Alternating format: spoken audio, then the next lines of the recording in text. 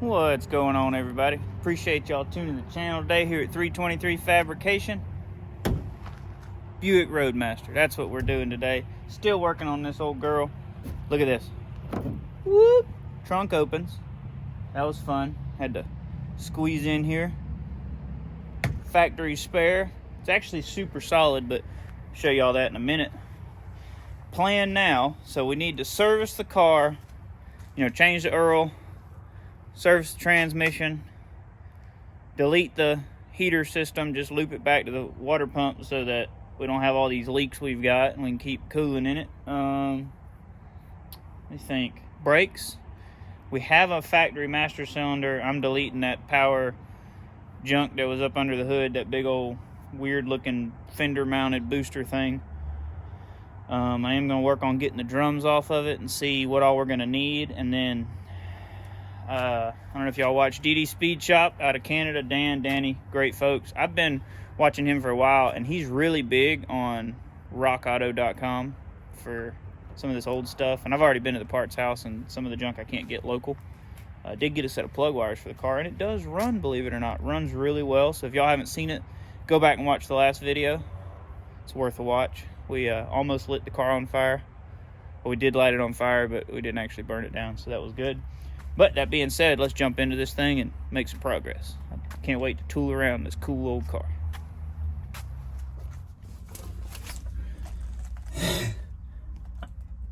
I'm in the trunk. I need tools, but it's hard to get in here, so Dad's going to get me some sockets. I'm going to pull these two loose, and hopefully it'll let the trunk open, I hope, because I can't. I thought I could turn this thing or something, I don't know. But it's kind of muggy in here. Not real comfortable. There's a piece of something, but I just can't reach. Trunk's open. That's took the two bolts out of this right there. Seemed to be the easiest way. There's a bone. There's a bone. Some kind of bone. That piece of trim ain't off this car. Dad grabbed it. Somebody spray painted it black. Don't really know what it is, but I reckon we can pull all this garbage out because it's just garbage, and then get the vacuum, clean it out. Might have a crime scene. There's a bone right there. You see it? Yeah. But I had to squeeze through there. I want y'all to see this so you can appreciate it like I do.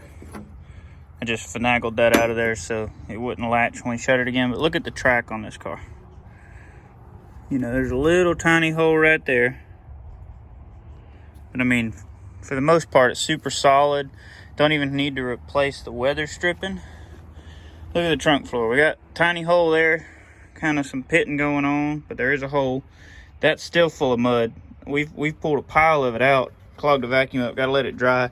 The ants filled that whole side of that quarter panel up with black Florida swamp dirt. But look at this. Look at the spare tire thing. I pulled the plugs out in case it does get water in it. I mean, this thing's pretty solid. Trunk lid's really decent. Got a little bit of pitting starting, but I mean, this trunk lid's better than the one I got for the 57. Look at that Roadmaster. I got PB Blaster dripping out of it now. So I'm gonna try to get the lock functioning, assuming we have the right key, but I thought this was really cool that it turned out to be in such good a shape. It's pretty wild. Good spot for that. Factory spare. Y'all reckon that's from 1955? I bet it is. I don't know. But anyway, I'm gonna try to get this tag off of here and this tag plate and try to blow out behind the bumper. There's a bunch of crap in there too. Just to, let it dry out some more. But I'm glad to see the trunk open on this whole car. And I'm so excited that it's a runner. You know what I mean? We're gonna go ahead and service it. Motor trans. Try and get the drums off. I'm not real sure. Okay, they're bolted on. I thought those were rivets. So that's a centering pin for the wheel, and it's a bolt as well. So I guess I'll try and PB blaster all those, and then we'll get all them pulled loose. I mean, it just is starting to have a little bit of rust in the rockers. This is a pretty solid car. Gonna make a great driver. I'm excited about it. Hope y'all are too. There it is. Had to cut one bolt. Got the license plate bracket off, or surround off too. It's in good shape to match the quality of the chrome on the car. 86, January of 86 in Florida, Bay County, which is where I was born, believe it or not. I don't want to show y'all, man. I messed up, and when I cut that bolt, I accidentally got on the bumper. Man, it's terrible, isn't it? Oh, it's a cool old car. Got the oil draining. There wasn't a whole lot in it, even though it checked good, so we'll see. Got the canister pulled loose. The oil plug itself from the pan was a 1-inch wrench, and the bottom of the canister for the oil filter was a 5/8. And we do have some new old stock oil filters, but the gaskets on them are so dried out, I'm just gonna buy a new canister, which you can get at any parts house. They got Wicks, they got all kinds of other brands of it too. They still sell them. And they do make a spin-on conversion for a spin-on filter, which is, in my opinion, a lot better setup. But the conversion bracket piece that goes on the motor to spin on an oil filter is $200, and it is not worth it to me. But I'm gonna let that thing drain all night. Hopefully it'll get most of the nastiness out of it. We might pour some diesel fuel through the top of the motor and let it drain too, just to try to clean some of the gunk out. But there you go. Transmission's next. And the factory book recommends a 20 weight oil. I've got some 2050 Castrol, but I ain't got enough of it. And I'm also definitely gonna do a zinc additive. Be good for the motor for sure. We'll probably go back with a 20 weight though, maybe a 2050, or I do have some 1540, which would probably be fine. Put the plug back in the pan. Turns out we didn't have any diesel fuel, so we poured gasoline down both valve covers, and maybe that'll help rinse some of the gunk out of this old motor. And we'll go from there, and we'll run by Riley's on the way to work and get transmission fluid and that zinc additive for the oil and a new oil filter.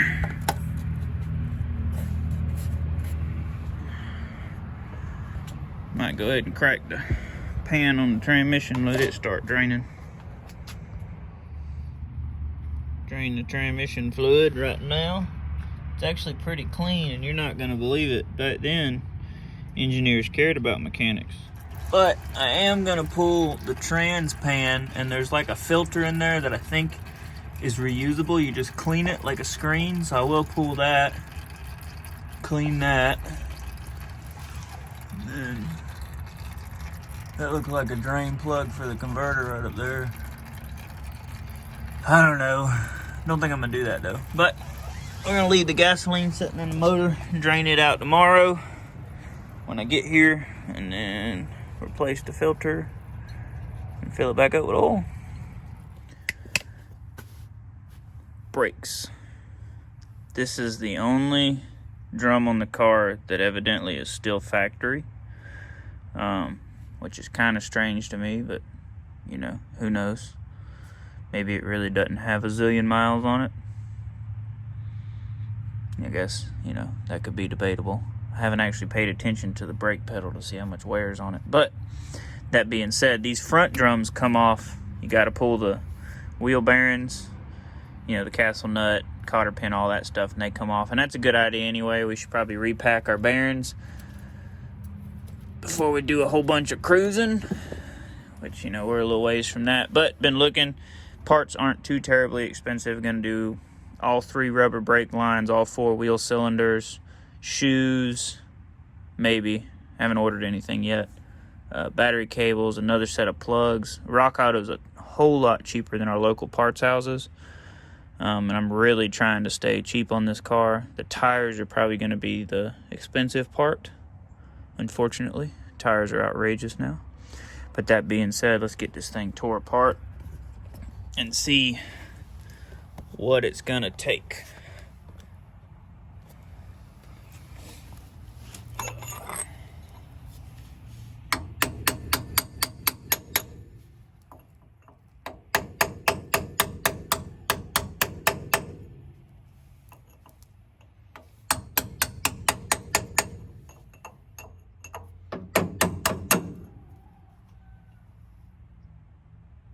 Man, that's probably factory grease. Hey, bud. Nasty.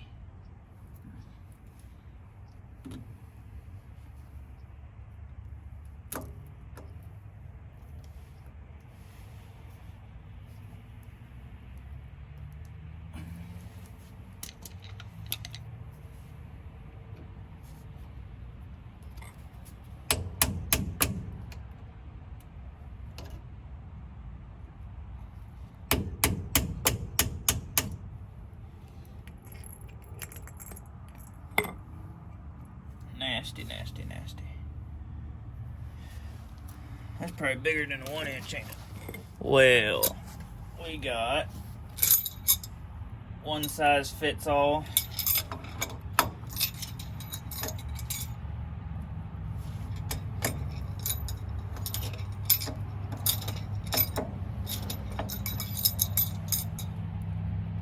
You know what they call that in Africa, don't you? What's that? A spanner. Spanner wrench? A spanner. Huh. They don't say wrench, they say spanner. It's from your Rat Rods with Africa guy? Yeah. Diff. Diff. Yeah, rat rods. Rat rods for Africa, or rat rods in Africa, whatever it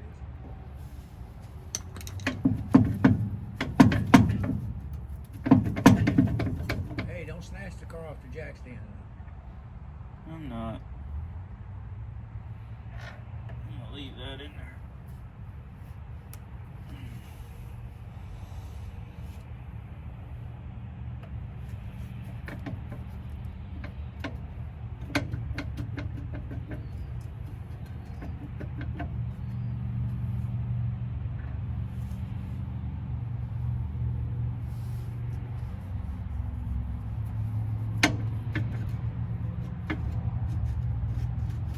There you go.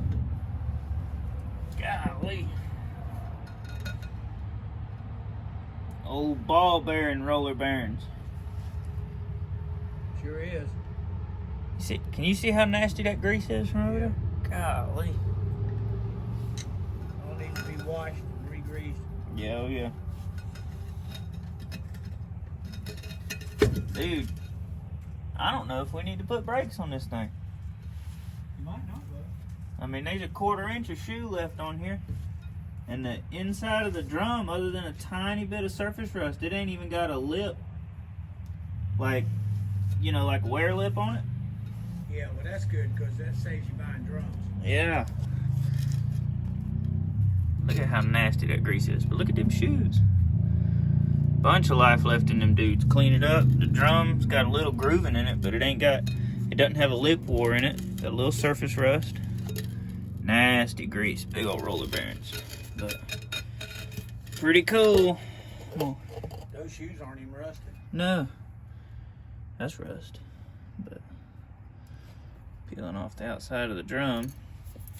No, dude, I think we'll put some wheel cylinders on this dude and some rubber lines, and we'll be, you know, repack the bearings. We'll be jam up. Okay. Springs even look pretty decent. They're springy and not rusted into one piece. Which I'll put a little PB blaster on those and let it kind of, just a little bit, not too much, because you don't want it to drip on your shoes, but that'll kind of make them dudes a little happier. There you go, boys and girls. There's one side. I'm gonna go pull the other side and see that's riveted. There's your rivets right there. It's riveted to the hub. Other side's bolted. The other side's been replaced, and that's cool. We'll clean all that up later. I'm not gonna bore y'all with that, but I'll get some, wash all this grease. There's your inner bearing. Let's see if that'll come off of that dude there. Nice and gentle. Don't wanna goober nothing up.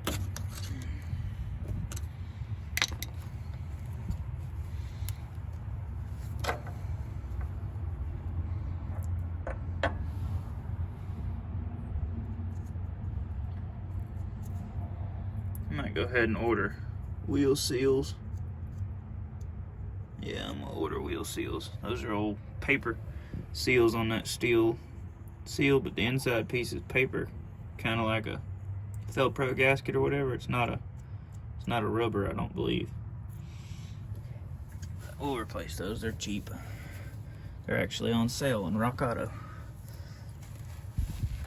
But the, oops, sorry guys. Trying to look around the phone instead of through it. The spindle feels pretty good. Clean it up. Man, that's great. That's great news. Maybe this was a pretty good running driving car. Maybe it ain't got a zillion miles on it. Maybe the dash is right. I doubt it. I doubt it's got 24,000 miles on it. But it might. I want to see y'all see how undercoated everything is? It's flaking off the frame where I have the jack stands in big chunks. Show you. But the frame is super solid on the car, which is really awesome. I like this old car. Be cruising it for too long. Same thing on this side. This wheel cylinder looks new. I'm thinking that other side's probably, I mean, the shoes couldn't be original, but I'm thinking the drum was. This drum's got a lot more life, I think. Less wear on it. But if you see this, there's nuts and lock washers. There's 2 bolts and 1 alignment pin. You can see that's a alignment pin, ain't a bolt, but them 2 are. So there you go. That's the driver's side off now. Got to fight with the rear. In case y'all were wondering, these this early Buick's got some massive brakes on it. It's a, let's see if I'm about centered. Yeah, it's like a 12-inch drum. They call it 12 1/4 when they were looking at the pads, but they probably measuring something a little different. I don't know, but might be outside that. No, it's 12 1/2. I don't know how they measure it, but anyway, them some big old drum brakes. I forgot to mention this side, the driver's side, the threads on the spindle are righty-loosey, lefty-tighty. And then the passenger side's normal lefty-loosey, righty-tighty. On the rear now, I popped the little inspection, or the adjuster cover off, and backed the adjuster off on the bottom. In the back, I don't know if y'all be able to see any of that. But the brake drum's loose. Try not to beat on it too hard. I've broke a few of them before trying to get them off. But the brake drum itself, let's see, is loose. Just gently prying against the backing plate. Brake drum's loose around, so it's not the pads holding it. The issue's right here in the center, which I wire brushed this the other day and put PB blaster on it, but they're bad about getting hung up here because the axle flange corrodes. So what I'm gonna do is go get a serious wire wheel and a grinder and run around that, clean it real good, and then PB blaster it again. Hopefully we'll get this one off. All right, still fighting with this side. Took a break, took the grinder over here to clean the outside of this one, just like I was doing on that side over there. Cleaned it, drum come right off. So I'll show y'all that one, and then I'm gonna get back to what I was doing, trying to get that other side off. But I just cleaned this face, but the issue is it's trying to hang here, you know, from a little bit of corrosion on the outside of the axle flange. But this drum's pretty good shape. We're gonna clean them up. Does have a little bit of rust there where water was setting, but I think we can clean them with some Scotch-Brite and be just fine. No faster than this old car is gonna run. That should be sufficient braking. Well, we got this one off finally. I had to close this adjuster up a bunch. I closed it up and then I wasn't sure I was turning it the right way, so then I turned it the other way and then it got tighter, so I knew I was right the first time. So then I went the other way a whole bunch more than I did the first time, which is hard to do through that little hole in the back. But there we go. That drum's off. All 4 drums are going to be reusable for sure. I'm happy with the pads, the shoes on all 4 corners. So four wheel cylinders and 3 rubber brake lines, and then got to figure out the master cylinder with that weird booster thing and all that junk, get rid of that and just do manual brakes. We do have a new old master cylinder, so we'll see. I'm gonna look at that, but I've been doing some reading, and I'd really like to do a 2-pot master cylinder conversion on this car. I think that would be smart. Maybe we'll drop the tank here in a couple more days. We can clean it out, see what it looks like inside. Hopefully it'll be pretty good.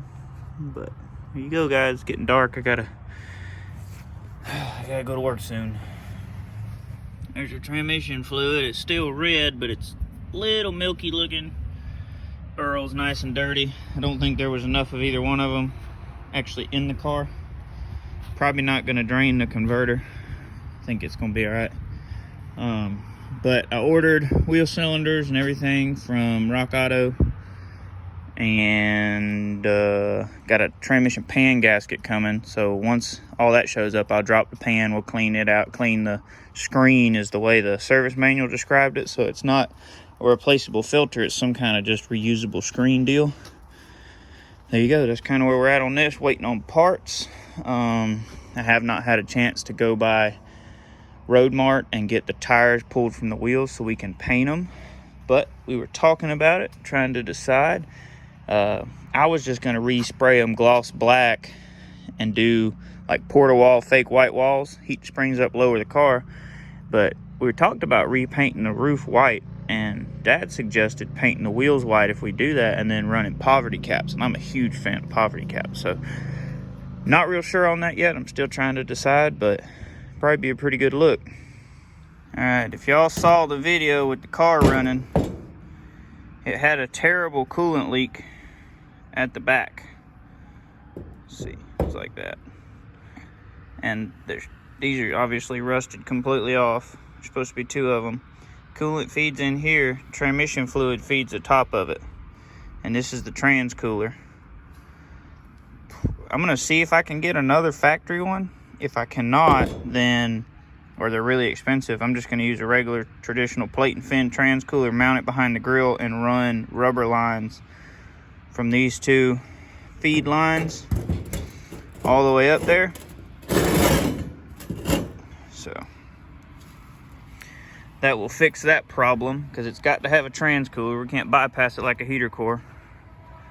I'll show you what else we got going on. This car has 2 heater cores. There's one under the driver's seat over there. That one was not leaking.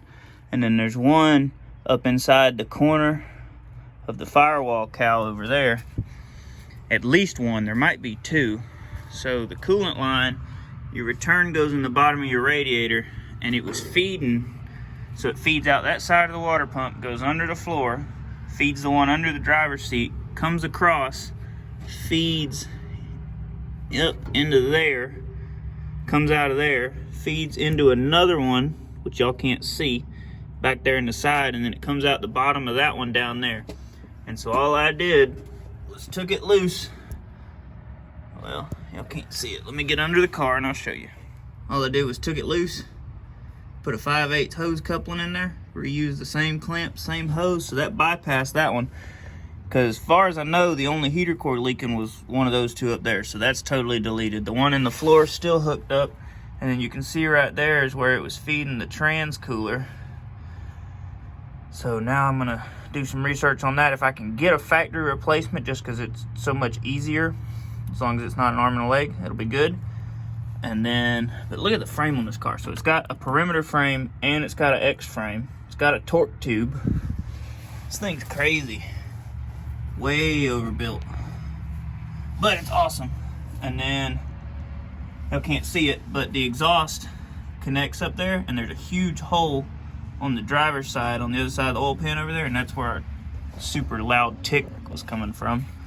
So we'll get the exhaust off. I got some gaskets coming, and then I'm gonna redo the piping. I am gonna put a muffler on the car and run it out the back eventually. But we'll fix our exhaust leak, that'll be good. But we're just trying to get some stuff done, waiting on parts. This is a Rochester 4-barrel tapered adapter for a traditional 4150 flange carburetor. I was actually going to take this and then stack that 2-barrel adapter back on top of it, but the Rochester works pretty good, so add that to our collection of junk. And then here's it's a power steering cooler. That's a heater core, could be used as a cooler. There it is. So there's a plate fin cooler. So guys, this is a tube It's what you call a tube fin cooler. Not nearly as effective as a plate and fin cooler. This is off one of our wrecked trucks out there. This was probably used for power steering cooling on a diesel. That's a heater core, but this is one that Dad got when he worked at U-Haul, brand new in the box.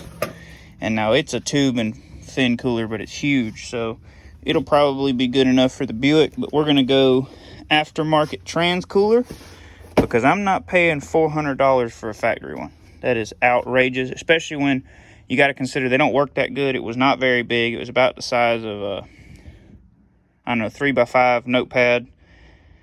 And on top of that, it's using engine coolant to cool transmission fluid. Well, engine coolant's already hot. So that's one thing I run into a lot on these late model LS stuff we mess with these automatics is, you know, cooling them through the radiator.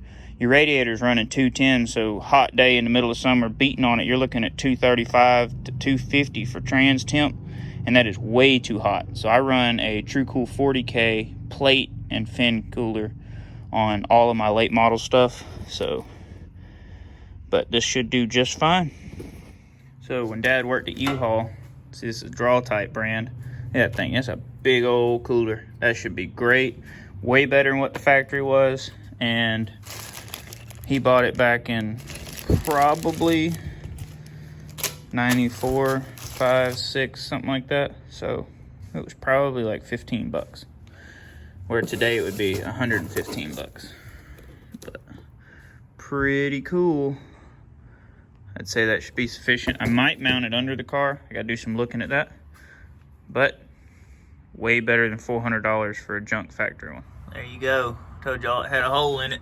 There's our exhaust leak. Got some full tape on it, crossover pipe, so have to redo that eventually. But getting some PB blaster on the collector bolts, and I'm gonna get it on these brake lines and all that other mess while I'm doing stuff. More progress. We will get this thing back on the road, no doubt about it. I'm super excited. I did get the tires pulled off the wheels so I can clean the wheels up and paint them, and I'm torn. I was gonna paint them black. Dad was like, if you painted them white and we painted the roof white, that would be cool, but I don't know what I'm gonna do yet. White wall tires are super expensive, and I did want to do that. And I'm not gonna do porta walls. I don't think they'll really hold up or look that great, so I don't know. But that being said, this old girl's gonna be back on the road for too long. Probably a couple more videos of just wrenching on it, trying to get stuff done. I hope y'all are enjoying the series. I love this old car. Really looking forward to getting it where we can steel wool and 409 the whole car and then clear coat it with some Papi's patina. So I hope y'all are looking forward to it. That being said, this has been kind of a long video, so y'all have a good one. Be blessed.